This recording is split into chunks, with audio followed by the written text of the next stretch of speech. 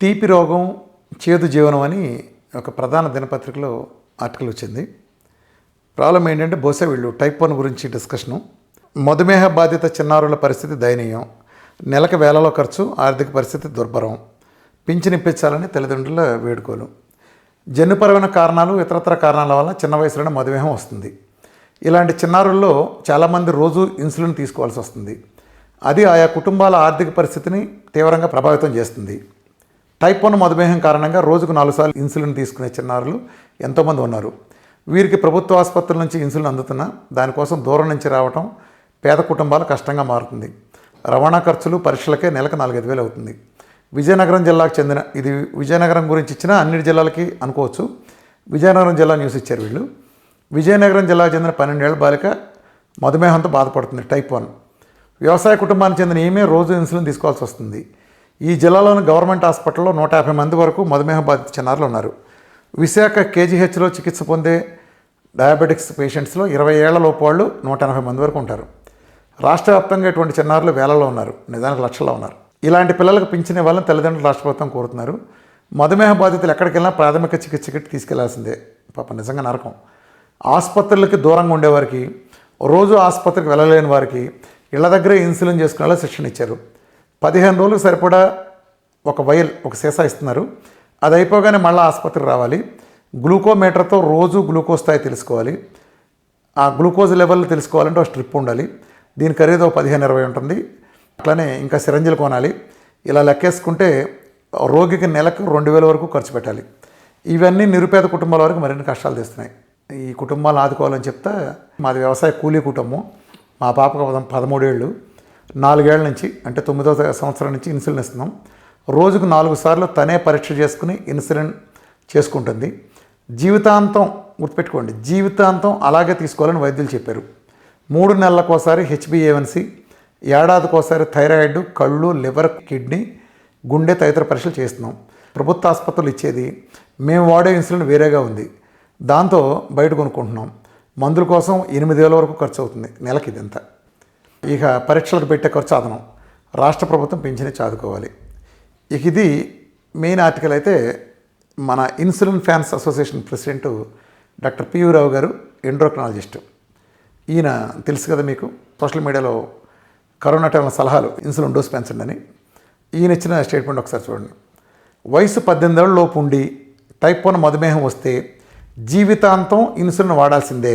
అబ్బా, చిన్న వయసులో రోజుకు 40 యూనిట్ల మధ్య తీసుకోవాలి. వయసు పెరిగే కొద్దీ రోజుకు 100 యూనిట్ల ఇన్సులిన్ తీసుకోవాల్సి వస్తుంది. దీనివల్ల పేద మధ్యతరగతి కుటుంబాలు ఆర్థికంగా చితికిపోతున్నారు. చితికిపోతే మీకేముందండి రావు గారు, మీకు ఇబ్బంది ఏంటి? మీకు లాభమేగా, మీదంతా ఆకోణమేగా. ఇన్సులిన్ వేసుకోండి, పొడుచుకోండి, సావండి, ఇదేగా. మీరు ఒక ఎండ్రోక్రాలజిస్టు, మీ జీవితంలో డయాబెటీస్ రివర్స్ అని ఒక్కన కనీసం చూసుకోవడం ఉండరు. నిజంగా ఎవడన్నా డయాబెటీస్ తగ్గినట్టు కనిపించారంటే మీరు నిజంగా మూర్చకూడపోతారు. అటువంటి సిచ్యువేషన్లో మీరు వచ్చి ఇలా ఏం చేశారని గైడ్లైన్స్ ఎలా చెప్తారండి? ఇప్పుడు నేను మీకు కొన్ని వందల టెస్టిమోనియల్లు ఈ టైప్ 1 రివర్స్ అని ఒక్క ఇన్సులిన్ వాడకుండా రివర్స్ అని మీరు చూపిస్తారు. మీరేం చేస్తారు చెప్పండి? డయాబెటీస్ టైప్ 1లో చిన్నపిల్లలకి జస్ట్ మీరు ఒక 1 మంత్ రైడ్ చేస్తే 15 HbA1c ఉండేవి 5.7కి వచ్చినాయి. అట్లనే ఇంకా చాలా చాలా అనేక రకాల టెస్టిమోనియల్లు ఉన్నాయి. ఇలానే అనేక మంది టైప్ 1 పిల్లలు డే 1 నుంచి ఇన్సులిన్ తీసుకోకుండా మెటబాలజీని మార్చి, పాత గ్లూకోజ్ మెటబాలజీ, కీటోన్ మెటబాలజీ తీసుకొచ్చి మొదటి రోజు ఇన్సులిన్ వాడకుండా చక్కగా ఒక సిస్టమేటిక్ పద్ధతిలో ఒక సైన్స్ ఉందండి. తగ్గించేవాడు చెప్పే ఒక సైన్స్ ఉంది, పకడ్బందీ సైన్స్. నేను రామకృష్ణ హెల్త్లో చెప్తాను.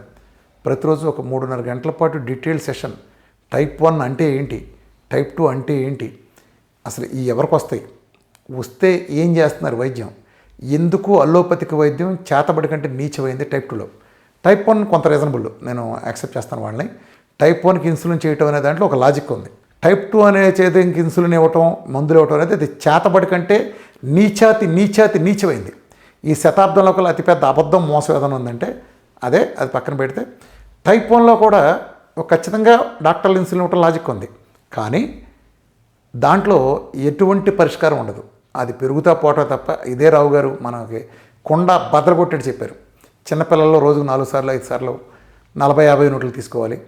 పైగా రోజు రక్తం పరీక్షించుకోవాలి. అంటే ఇంజక్షన్ చేసుకునే ముందల్లా ఎంత ఉందో షుగర్ చూసుకుని దాని మోతాదు తగినట్టు వాళ్ళకి ఎవరి ఇంజక్షన్ వాళ్ళకే.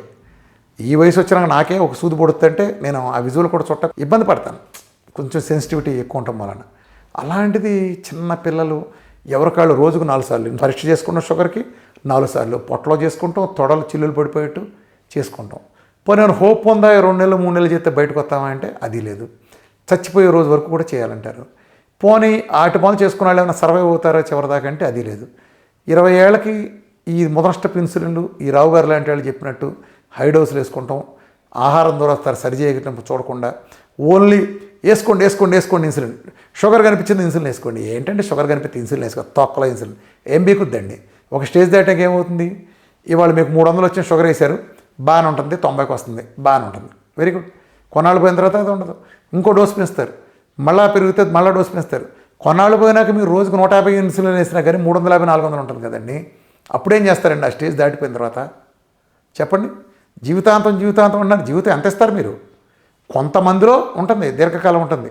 వసీం అక్రమ్ కూడా డయాబెటీస్ టైప్ 1, అలానే Nick Joseph, Priyanka Chopra husband అతనికి ఇలా ఉండేవాళ్ళు బాగా ఫిట్నెస్ చేసో లేదా బాగా ఆర్థికంగా బాగా ఉండి మంచి జాగ్రత్తగా అప్రమత్తంగా ఉండి చేయగలిగిన వాళ్ళు కొంతమంది ఉండొచ్చు. వీళ్ళు ప్రపంచం అంతా ఉండరు.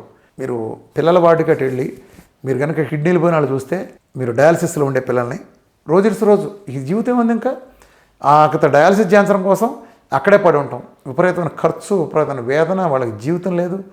ఎలా మీ మందులు వాడి ఏంటి దీని సొల్యూషన్ ఎత్తకరా అంటే మీ కర్మను వదిలేస్తారా? ప్రజలు వైద్యశాస్త్రం ఇంకా ఆశగా మా జబ్బు తగ్గిస్తారని చూస్తే అరే కనీసం బయటపడిన మార్గాల్ని ఇది జరిగిందని కూడా మీరు బయటపెట్టరు. ఎవరైనందుకు ఇప్పుడు ఈ రావు గారు ఉన్నారు, అసాధ్యం అంటున్నారు కదా. రామకృష్ణ అనేవాడు సాధ్యం అంటున్నాడు అనే విషయం ఆయన తెలుసు, ఎందుకంటే ఆయనకి వెళ్ళిన సమాచారం. టైప్ 1 దగ్గర రిపోర్ట్లు ఆయన చూస్తున్నాడు.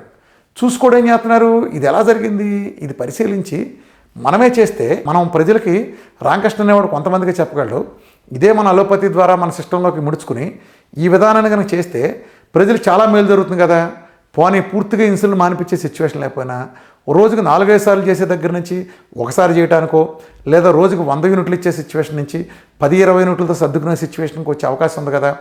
ఆర్టిఫిషియల్ కెమికల్ ఇన్సులిన్ ఎంత తగ్గిస్తే అంత పేషెంట్కి లాభదాయకం అవుతుంది దీర్ఘకాలంలో అనే స్పృహ మీకుండి ప్రజల మీద మీకు ప్రేమ ఉంటే ఈ విధానాన్ని పరిశీలించాలి కదా. ప్రెస్టేజ్ తొక్కలో యుగులు మేము చదివాం, మేము ప్రొఫెసర్లం, మేము చెప్పిందే వేదం, మేము చెప్పకపోతే అవతలాడేవాడని చెప్పంటే వీడు పనికి మాట్లాడు. ప్రజలు కూడా జాగ్రత్తగా గమనించండి. ప్రజలకు కావాల్సిన రోగం తగ్గటం, రోగం తగ్గించేది ఏదైనా వైద్యమే, అది ఎవరు చేసినా వైద్యమే. మీరు ఏం జరిగినా అదే వైద్యం. రోగం తగ్గించలేని దీనికి ఎవరికో రాసిచ్చినట్టు మీరు పెద్ద వ్యవస్థ పెద్ద సైన్స్ అని మీకు మీరు జబ్బలు తెచ్చుకుని ఆ పిల్లలు ఎందుకు అలా బలవుతున్నారు చెప్పండి? మీరు సైన్స్ చెప్పే దొంగ సైన్స్కి, అంటే సైన్స్లో ఏం లేదు, మీరు క్లెయిమ్ చేస్తారు అంతే. మీరు 10 మంది కలిపి ఒక మేకను పట్టుకుని మీరు కుక్క అంటారు, ఒక మేకను పట్టు కుక్క అంటారు, కుక్కను పట్టుకుని మేక చేయగలరు. మీరు ఒక అబద్ధాన్ని 100 మంది పదే చెప్పి మీరు నిజం చేయాలనుకుంటాం తప్ప అందులో నిజం ఎక్కడ ఉందండి? టైప్ 1లో కొన్ని ఇబ్బందులు అన్నమాట వాస్తవమే. జన్యుపరమైన కారణాలు ఉంటాయి, ఆటో ఇమ్యూన్ ఇష్యూస్ ఉంటాయి, వాళ్ళ సొంత ఇమ్యూనిటీ సెల్సే వాళ్ళని దాడి చేసే పరిస్థితి ఉంటుంది. వాళ్ళ చక్కగా మంచి ఆహార విధానం చూస్తా ఇన్సులిన్ లేకుండా చేసి ఒక సిస్టమేటిక్గా తీసుకెళ్ళాలి. అలా తీసుకెళ్లే ముందు టైప్ 1 గురించి పూర్తి అవగాహన రావాలి. టైప్ 1 ఏంటి, టైప్ 2 ఏంటి, ఎలా తగ్గుతాయి, ఏ సైన్సు అలోపతిక్ చేసేది కరెక్టే, కానీ అది తగ్గించడానికి కరెక్ట్ కాదు, అంతకుమించి గత్యంతరం లేదు, ఆ స్థాయి వరకే. దాన్ని రివర్స్ చేయటం అనే ఆలోచన కూడా చేయలేని విధానంలో ఉందంటే దాని వెనక ఉండే సైన్స్ ఏంటి? ఎందుకు ప్రపంచంలో టైప్ 2నే తగ్గించలేదు వాళ్ళు? సరే టైప్ 1కి అనే ఉపయోగం ఉంది వాళ్ళని, టైప్ 2 గురించి కూడా వాళ్ళకి ఎందుకు తెలియదు? ఈ సైన్స్ తెలవాలి.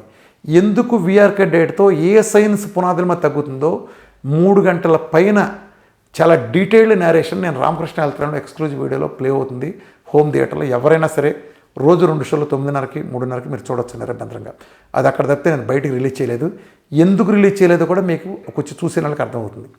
ఇప్పుడు కొన్ని వేల మంది చూశారు, ఏ సందేహం కూడా నన్ను అడగటానికి కూడా ఏం మిగలదు, అంత డీటెయిల్గా చెప్పా. ఒక సిద్ధాంతం ఉందని ఆయనకి మళ్ళీ పకడ్బందీ సైన్స్ 100 మంది డాక్టర్లు చూసి నన్ను అప్రిషియేట్ చేసి వెళ్ళారు ఆ సైన్స్ని.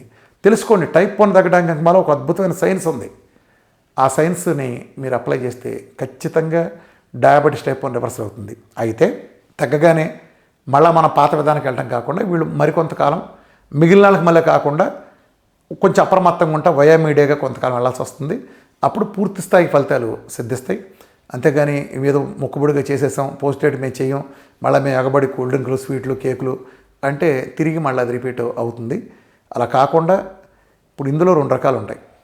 ఒకటి డయాబెటిక్ కీటోఎసిడోసిస్ ప్రాబ్లం లేని వాళ్ళకి 90% వాళ్ళకి కంప్లీట్ తగ్గిపోతుంది, 100% రివర్స్ అయిపోతుంది. వాళ్ళు మామూలుగా ఉంటారు, తర్వాత మామూలుగా ఆహార విధానం తీసుకుని ఏం కాదు. కొంతమంది ఏంటంటే జన్యుపరమైన కారణాలు ఉంటాయి. ఒకటి 90% మందికి హీల్ అయినప్పటికీ 10% మందిలో వాళ్ళకు ఉండే జన్యుపరమైన కారణాలు అంటే ఆటో ఇమ్యూన్ స్థాయి ఎలా అటాక్ చేసింది అనే దీంట్లో ఈ స్థాయిని బట్టి ఏమవుతుందంటే వాళ్ళకి ఆ స్థాయి పాతది ఒక 5-6 ఇంజక్షన్లు తీసుకునే స్థాయికి అంటే 1-2 ఇంజక్షన్లు లైఫ్ లాంగ్ తీసుకోవాల్సిన పరిస్థితి వస్తుంది. వాళ్ళకి పూర్తిగా తగ్గదు, కానీ ఎక్కువ మందికి కంప్లీట్ రివర్స్ అయిపోతుంది.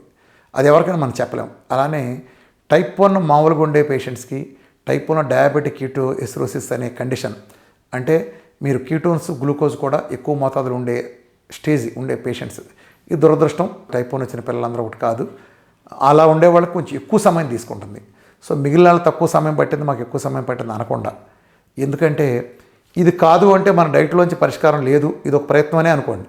ఇది కాకపోతే మీకు ఇంకో ప్రత్యామ్నాయం కూడా లేదుగా.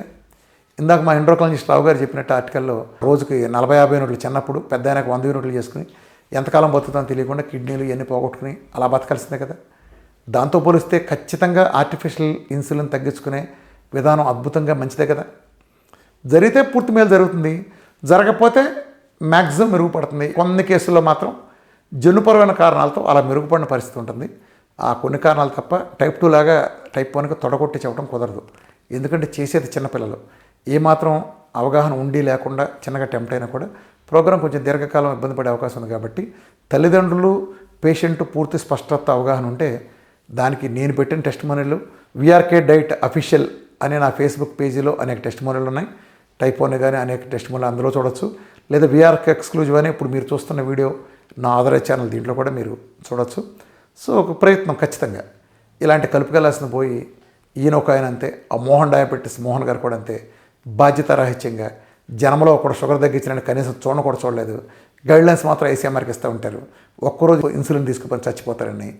ఇలాంటి జీవితంలో డయాబెటీస్ ఒక్కడ కూడా తగ్గినని చూడని ఇలాంటి డాక్టర్లు ముందుకు వచ్చి చెప్పారు. జస్ట్ బికాజ్ వీళ్ళకి బాగా డబ్బు ఉందనో ప్రజల్ని దీర్ఘకాలపు రోగగ్రస్తులను చేసి ఈ అజ్ఞానాన్ని పెంచి పోషించి విపరీతంగా సంపాదించారనో హోదాలు అలా పెంచుకున్నారనో ఆ కారణంతో కాకుండా ఒక డాక్టర్ నిజమైన అసెస్మెంట్ ఒక రోగం నుంచి ఎంతమందిని బయటపడేసిన లెక్కేసుకుని మీరు ప్రాక్టికల్గా మీకు మీరే తెలుసుకోండి.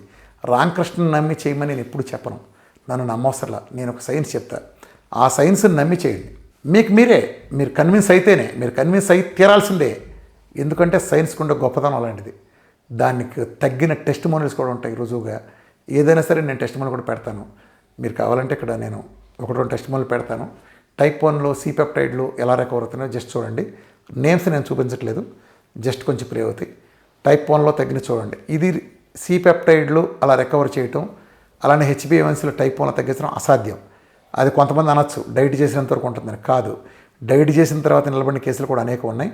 కాకపోతే పిల్లలకు ఉంటాయి కాబట్టి వాళ్ళ భవిష్యత్తు దృష్ట్యా నేను అవన్నీ ఎక్కువ పబ్లిష్ చేయలేను. నా దగ్గరికి వస్తే నేను చాలా ఎవిడెన్సెస్ చూపించగలను. అకాడమిక్ ఇంట్రెస్ట్ ఉన్న వాళ్ళు ఎవరైనా సరే, ప్రజల మీద నిజంగా ప్రేమ ఉంటే ఈ రావు గారు లాంటి వాళ్ళు, ఆ మోహన్ డయాబెటీస్ లాంటి వాళ్ళు ఎంతసేపు ప్రపంచంలో ఒక్కడొక్కడ తగ్గించుకోండి అందరికీ పెంచుకెళ్ళే ఆ అజ్ఞానపు చెత్త సిద్ధాంతాలని ఈ గోలు పక్కన పెట్టి ఆహార విధానంతో ఏం చేయొచ్చనే నిజాలను గ్రహించి మీ సిస్టంలో కూడా దీన్ని ఇముడ్చుకెళ్ళగలిగితే ప్రపంచంలో మీరు చెప్పే డయాబెటిక్ టైప్ 1 పేషెంట్లు ఒక్క దెబ్బకి 4 నెలల్లో సగం తగ్గిపోతారు. గుర్తుపెట్టుకోండి, ప్రపంచంలో డయాబెటీస్ అనేది టైప్ 1 కూడా తరిమి కొట్టడం పెద్ద కష్టమేం కాదు. కాకపోతే అందరూ అన్ని చేతులు కలవాలి, ప్రజలకు సమగ్రమైన అవగాహన కావాలి. ఆ రోజు వచ్చే వరకు కూడా నేనైతే అవిశ్రాంతంగా ఇలా పోరాటం చేస్తూ ఉంటాను. Thank you very much.